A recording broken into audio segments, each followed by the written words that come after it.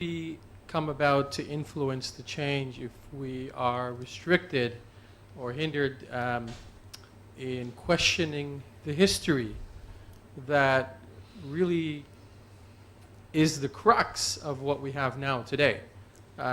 If we aren't able to legally question events in history that essentially the issues that we're facing today were the result are the result of that history, then it becomes very difficult for us to address the issues and make the changes we need to. Yes? Yeah, I just have a brief comment. I teach in a university and I see what is going on is a generational change taking place. And the younger generation is more informed because of the network. And they will be questioning, which my generation, I think we are of the same generation, we're not given space to question. And that will open the space for further questioning of histories and histories in every part of, and narratives. And the leaders in the power brokers will have to come to face the challenge of how to relook at the narratives. I think in the West, the question is not so much not being allowed to know about events in history. I think one of the problems we have is our media's unwillingness to report things. They report just one side of the story and omit the other side of it. So the question there in the West, as I said, is not so much not being allowed to ask questions, it's not actually knowing some of the things that are going on. And I think that needs to change in the mainstream media. But I think the internet, if it doesn't get censored, and we have people like WikiLeaks and others still allowed to operate, I think it's going to be difficult to continue to hide things. So I think the future is fairly positive in that respect. I need to make my point across. What I meant is, if the Palestinian need support from global community, what we need to do is, for example, in Indonesia, we have a lot of Muslim thinking that the fighting between Israeli and the Palestinians is about religion, but it's not. But they don't know that. What we need to do, this community of that support the end of occupation in Palestine, we need to be able to reach the grassroots, to inform the grassroots, to be involved in the support in end occupation in Palestine. So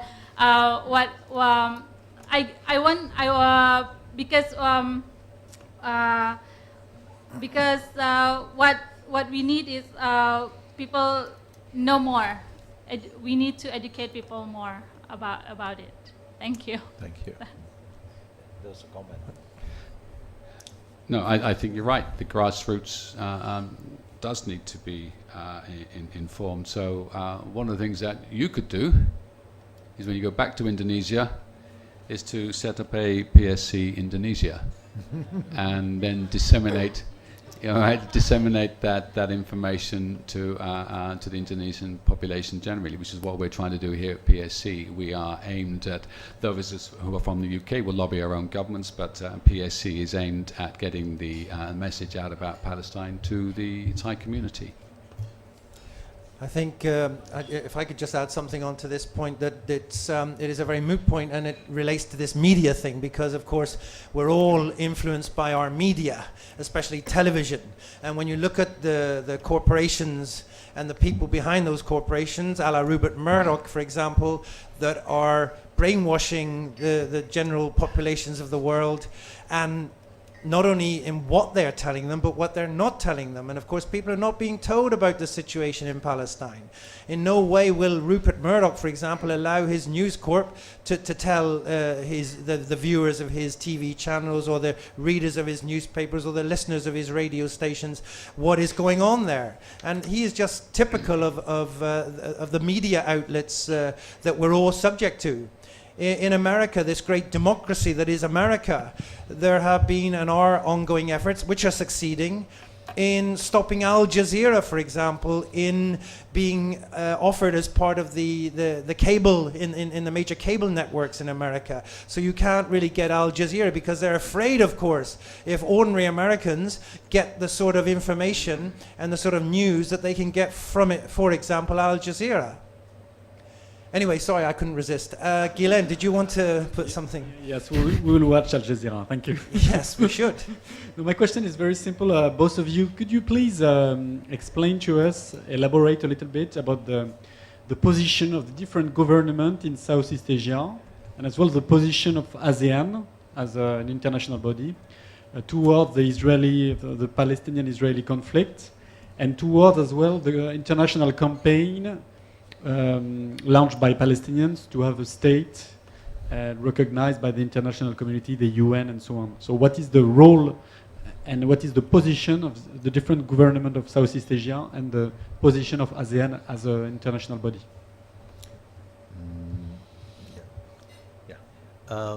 The policies are different from country to country. Indonesia has always, during the period of Abdurrahman Wahid, has been more positive of building dialogue with Israel, though officially it does not recognize relations with Israel. Malaysia has been reluctant to open dialogue with Israel. Singapore and Thailand have better relations, normal relations with Israel. Now, if you come to ASEAN, I will quote here what Secretary General ASEAN Surit Pitsuwan said at one time, not about Israel, but he said about how ASEAN operates. He said ASEAN operates at a speed where everyone is comfortable. At present, no one is comfortable in ASEAN when it comes to international relations. So it has got a long way to go. Nick, would you like to? I'll just talk briefly about one country in Southeast Asia that is very, very strongly pro-Palestinian, and that was one of those two countries that I talked about in my speech, and that was Vietnam. Vietnam has understood very well what the Palestinians are experiencing and have given them considerable support over the years and continue to do that. They, for example, sponsor the Palestinian ambassador in Hanoi.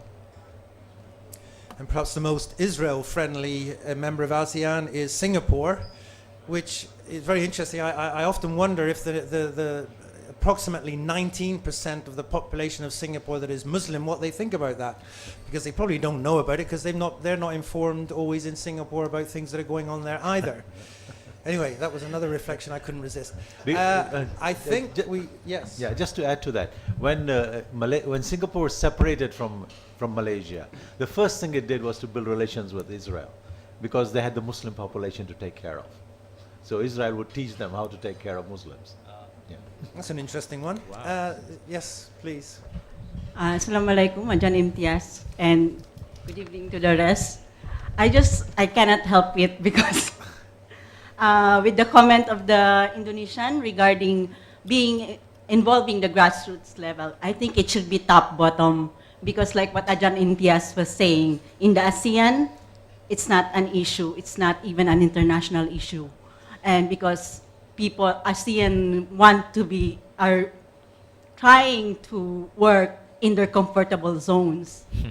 So I guess it should be also on policies too, since like what Nick Fairman was saying, in the UN, it's not really a very urgent thing to talk about. It's just like Kashmir, it's not an international issue. So it should be top-bottom, not only in the grassroots, but also on the top. It's like what the East Timorese did. There are East Timorese who went on the top, there are East Timorese who were down, also in the grassroots. And Palestinians should be like that too. I just want to inform you that in the Jesuit Refugee Service, we have already Palestinians who are applying for asylum in UNHCR here in Bangkok. So I hope not all Palestinians will go out of Palestine. And one of my clients is a single mother who is from Gaza. From Gaza.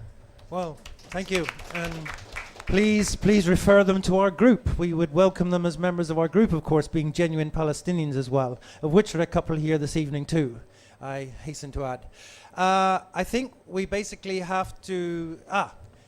Well, for this gentleman, we definitely make time for a further question. Mr. Imtiaz Mukbil. And I hope everyone studies very closely indeed his fortnightly columns in the Bangkok Post, Soul Searching. Imtiaz. Thank you, Stuart. Good evening, gentlemen. My name is Imtiaz Mukbil from the Bangkok Post. I was just wondering, coming back to the question from the Canadian gentleman about public opinion, one of the tools that is usually used to silence criticism of Israeli actions under any and all circumstances is this phrase called anti-Semitism. Anyone who criticizes Israel is first castigated with that. Given the fact that in many countries in this part of the world, there's been this huge furor over the last 10 years over this word terrorism and its association with Islam, which leads to the Islamic phobic issues that Professor Imtiaz raised.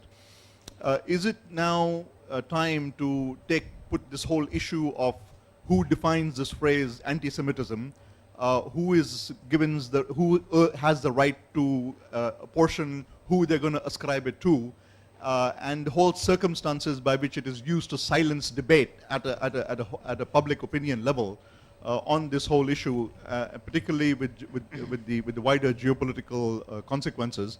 Is it time to make that the key issue and bring that out into the public domain?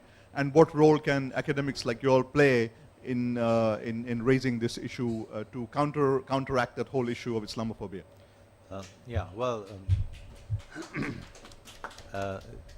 He's Imtiaz Mukbil, I'm Imtiaz Yusuf.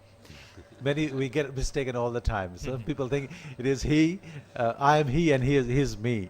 And I face a lot of problems because of that. Just kidding. I welcome your work. Okay, going directly to the question. This is a manipulation. When Israel and Jews talk about anti-Semitism, they are manipulating the term Semitic. Many people do not know what is the meaning of the word means Semitic means. It refers to the son of Noah. And Arab Christians, Arab Jews, I call Arab Jews, and Arab Muslims are all Semitic. But because of since the end of the Second World War, Israelis and Jews have manipulated and owned the word and hijacked the word Semitic only to refer to themselves. And it is an injustice to thousands and millions of Arab Christians who have been there living in the Middle East, and they have not been recognized as members of the Semitic race. Thank you.